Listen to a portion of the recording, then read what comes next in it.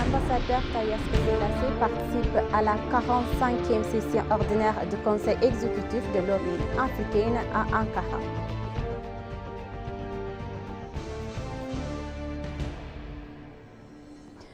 Quatre membres de l'IGAD signent un protocole d'accord pour atténuer conjointement la propagation des maladies animales transfrontalières.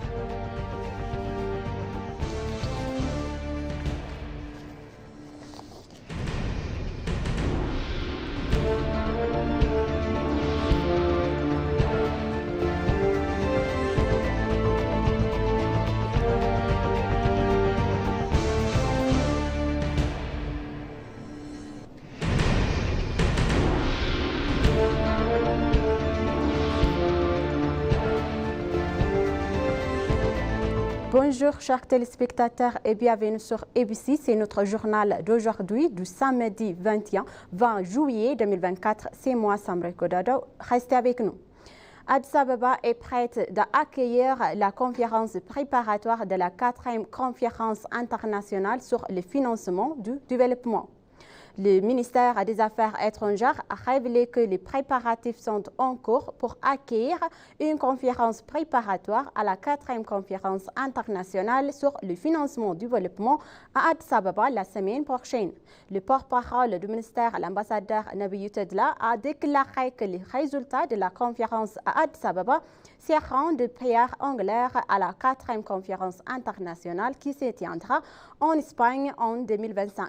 La conférence préparatoire qui se tiendra à Addis Ababa du 22 au 26 juillet 2024 devrait réunir environ 1000 responsables ministériels et gouvernementaux ainsi que des experts de haut niveau de tous les États membres des Nations Unies et d'autres parties prenantes. La conférence abordera les questions nouvelles et émergentes ainsi que les besoins urgents de mettre pleinement en œuvre l'agenda 2030 pour soutenir la réforme de l'architecture et financière internationale selon les informations obtenues auprès de l'Organisation des Nations Unies.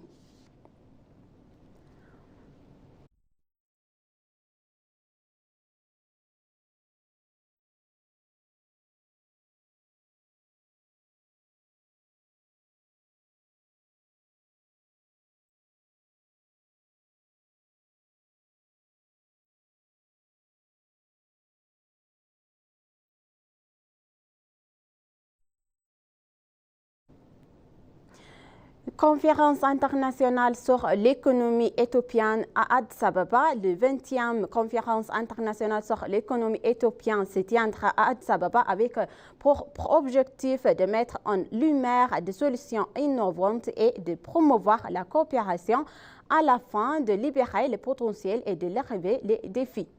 Cette conférence de 2 jours organisée par l'Association économique éthiopienne en collaboration avec les partenaires et vise participe principalement à faciliter les discussions économiques et à mettre en œuvre des solutions innovantes, à diffuser des résultats de recherche et à promouvoir la collaboration et le travail en réseau.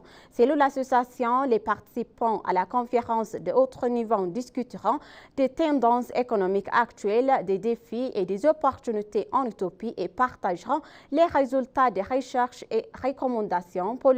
La conférence présentera également des approches novatrices des questions économiques, sociales et environnementales, encourageant des stratégies créatives pour relever les défis. En conséquence, en ce qui concerne la diffusion des résultats de la recherche, la conférence vise à partager efficacement les résultats de la recherche avec les parties prenantes, y compris les décideurs politiques et les participants, les participants et le public afin de maximiser l'impact. En ce qui concerne la promotion de la collaboration et de la mise en œuvre en réseau, elle vise à favoriser les liens entre universitaires, les recherches, les décideurs politiques et les professionnels de l'industrie afin de promouvoir les échanges d'idées et de stimuler le développement économique en Éthiopie. Des fonctionnaires et des chercheurs des universitaires, des membres de l'Association économique éthiopienne et les parties prenantes,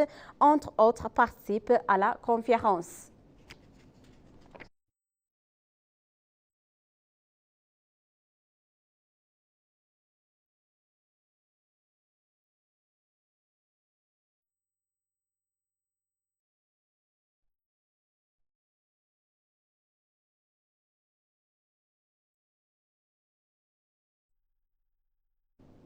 Une délégation conduite par l'ambassadeur Tayas Selassie, ministre des Affaires étrangères de l'Éthiopie, participe à la 45e conférence socio-ordinaire du Conseil exécutif de l'Union africaine qui se tient à Ankara, au Ghana.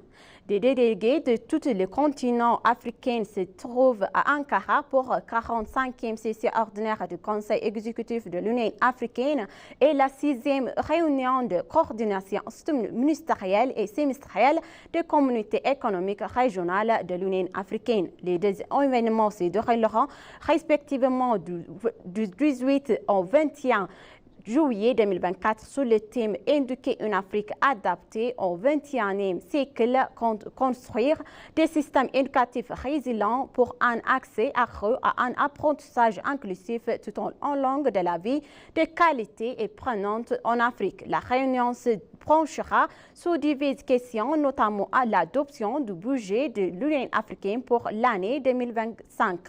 La réunion de la coordination semestrielle de l'Union africaine évaluera également les progrès du programme de l'intégration continentale et l'efficacité de l'harmonisation des politiques entre l'Union africaine et les communautés économiques régionales. Les ministères des Affaires étrangères des États membres de l'Union africaine, les autres fonctionnaires de la Commission de l'Union africaine, les représentants de communautés régionales et d'autres dirigeants sont présents.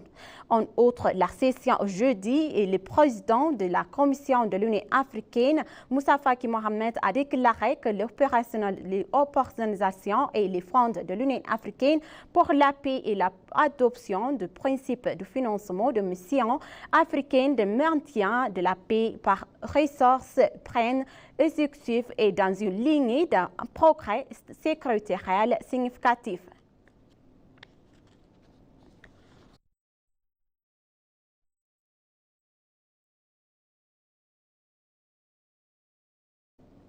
L'ambassadeur d'Éthiopie au Kenya s'est entretenu avec le chef des forces de défense du Kenya. L'ambassadeur d'Éthiopie au Kenya, le général Bacha Debele, a rencontré le chef des forces de défense du Kenya, le général C.M. Kahare. Les discussions ont porté sur le renforcement de la coopération bilatérale en matière de défense et sur la sécurité régionale. Selon l'ambassade d'Éthiopie au Kenya, ces discussions témoignent de liens solides et croissants entre l'Éthiopie et le Kenya.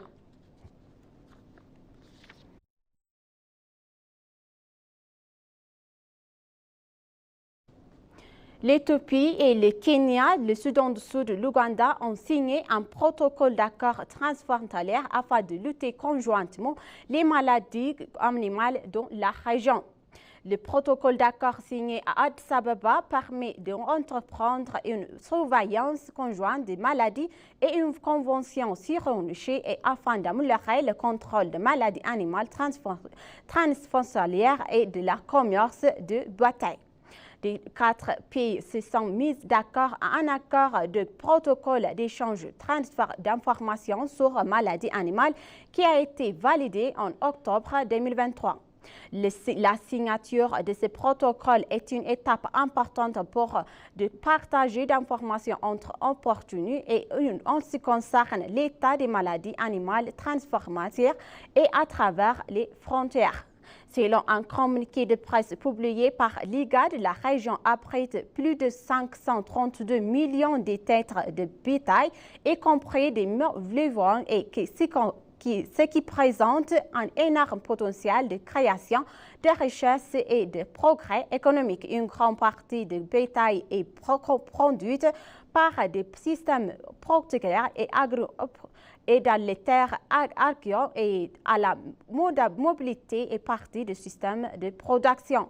Le mouvement cessionnaire du bétail et qui communique à l'affranchissement et des frontières internationales, ce qui permet aux maladies animales transfrontalières de se protéger et propager facilement d'un pays à l'autre. En outre, le contrôle et la gestion des maladies animales transfrontalières nécessite une coopération entre des ou plusieurs pays partagent une frontière et afin d'atténuer la menace qui représente les maladies pour l'économie, le commerce ou la sécurité alimentaire du pays touché.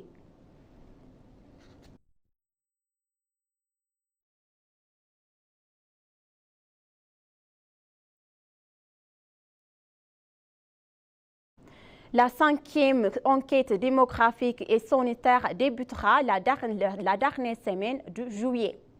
Le service statistique éthiopien a annoncé que les opérations de la 5e enquête nationale sur la démographie et la santé qui doit débuter au cours de la dernière semaine de juillet sont en cours.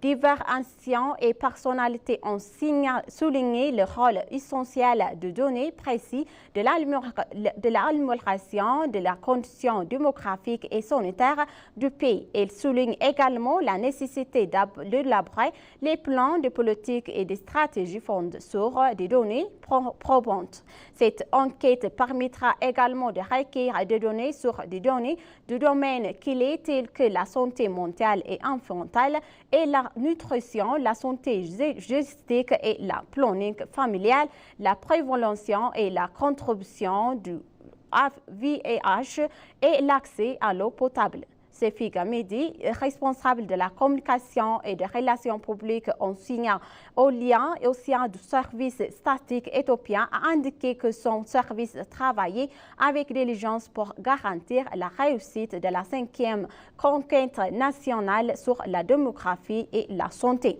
Le responsable exécutif a déclaré également que l'enquête nationale pour sondage portera sur environ 20 à 21 000 ménages et utilisera divers méthodes de collecte de données.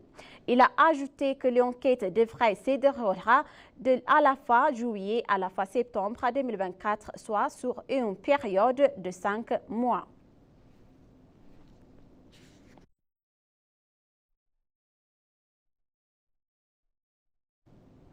Le pays a gagné de 4 milliards de dollars grâce à l'exportation.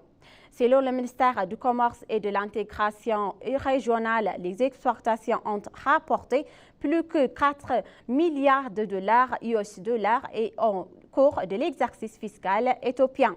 L'évaluation de la formation de la performance de l'année fiscale en éthiopien 2016 et le plan de cette année du ministère ont en cours Jidjiga dans la région de Somalie.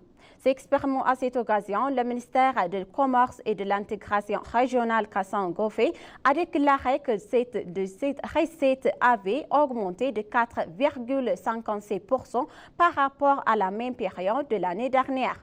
L'agriculture occupe la première place avec 76,43% de revenus soulevés par l'industrie manufacturière et l'industrie minière, l'énergie électrique et d'autres secteurs. Le ministère a souligné également la nécessité d'une intégration pour améliorer la compétitivité et des exportateurs et réussir dans le commerce international.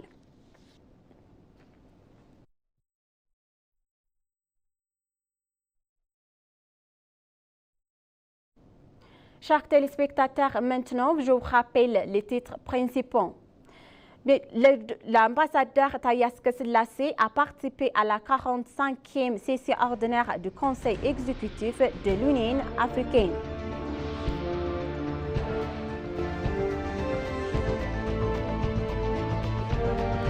Quatre membres de l'IGAD signent un protocole d'accord pour atténuer conjointement la propagation de la maladie animale transfrontalière.